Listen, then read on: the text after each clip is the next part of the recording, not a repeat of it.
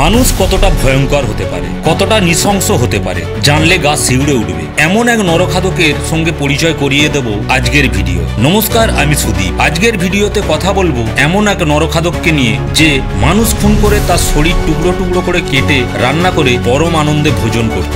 নরখাদকের নাম মনিন্দর সিং পান্ডে। ভারতের অন্যতম সিরিয়াল কিলার, ভারতের অপরাধ জগতের অন্যতম ভয়ঙ্কর নাম। জন্ম 1956 সালে পাঞ্জাবে। পেশায় ছিল একজন ব্যবসায়ী। বসবাস করত উত্তরপ্রদেশের নয়ডার D5 সেক্টর 31। মনিন্দর সিং ছিল দেখতে ভদ্র সভ্য একজন ব্যবসায়ীর মতোই, কিন্তু কে জানতো এই মানুষটার ভিতরে এতটা নৃশংসতা লুকিয়ে থাকতে পারে। মনিন্দর সিং এর বাড়িতে একজন গৃহকর্মী ছিল, তার নাম সুরিন্দর কোলি। এই সুরিন্দর কোলি ছিল মনিন্দর সিং এর ডান হাত। জন্ম 1970 দশক পাঞ্জাবে। 2005 সালের মধ্যে উত্তরপ্রদেশের নয়ডার নিথারি গ্রাম থেকে একে একে শিশু ও যুবতীরা নিখোঁজ হতে থাকে। স্থানীয় পুলিশ ও প্রশাসন প্রথমে বিষয়টাকে সাধারণ নিখোঁজ হিসাবে ভেবে নিয়েছিল। যারা নিখোঁজ হতো তারা বেশিরভাগই ছিল দরিদ্র পরিবারে। পুলিশ শুরুতে নিখোঁজের ঘটনা গুরুত্ব না দিয়ে অভিভাবকদের বিরুদ্ধে অভিযোগ আনত। একদিন নয়ডার বাসিন্দারা পান্ডের বাড়ির পাশে নালা থেকে পচা দুর্গন্ধ পেয়ে পুলিশের কাছে খবর দেয়। খনন কাজ চালিয়ে পুলিশের চোখ কপালে উঠে যায়। মাটির নিচে থেকে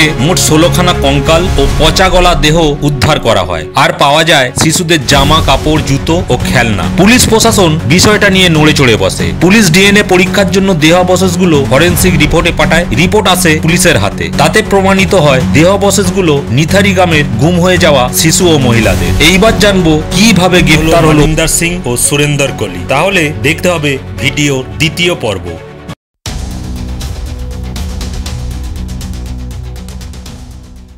2006 সালে ডিসেম্বরে এক নিখোঁজ হওয়া শিশুর পরিবারের লাগাতার চাপের কারণে পুলিশ নিথারির এক আভিজাত বাড়ির আশপাশ খতিয়ে দেখে। তখন পুলিশ নিকটবর্তী নর্দমায় মানুষের দেহের বিভিন্ন অংশ পচা গলা অবস্থায় পায়। পুলিশ জানতে পারে এই বাড়িতে বাস করে একজন ব্যবসায়ী, আর তার বাড়ির ভিত্ত ছিল সুরিন্দর কোলি।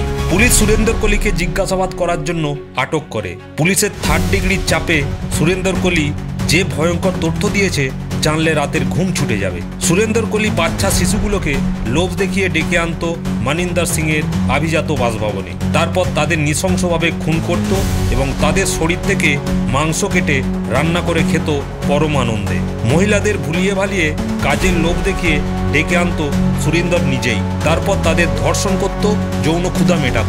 সুরিন্দর ও মনিন্দর সিং পান্ডের তারপর হত্যা করে তাদের দেহের বিভিন্ন অংশ কেটেও রান্না করে খেত।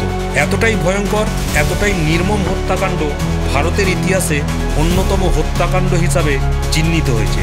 2006 সালে মনিন্দর সিং পান্ডে ও সুরিন্দর কোলিকে পুলিশ গ্রেপ্তার করে।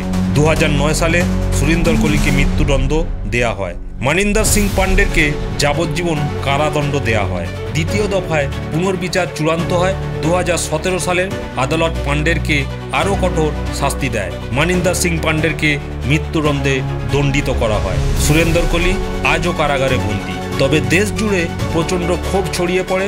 আইন শৃঙ্খলা রক্ষাকারী বাহিনী প্রশাসনের ব্যর্থতা প্রকাশ্যে আসে।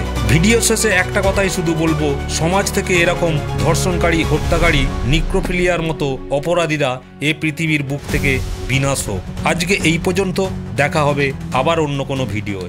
শুভরাত্রি।